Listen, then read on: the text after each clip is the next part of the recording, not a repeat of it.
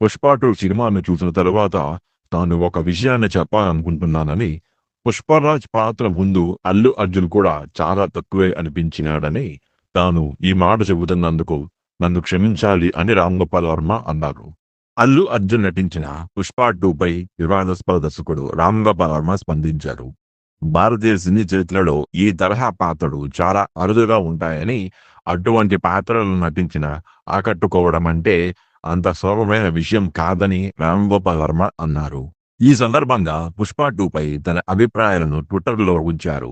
Super star రేంజ్‌లో ఉన్న hero తన ఇమేజ్‌ను పక్కన పెట్టి కథ ప్రకారం పాత్రలో ఒదిగిపోవడం అనేది అందరికీ సాధ్యం కాదని, కానీ దాన్ని సుసాధ్యం చేసి అల్లు అర్జున్ చూపించాడంటూ కొనియాడారు రామ్ గోపాల్ వర్మ.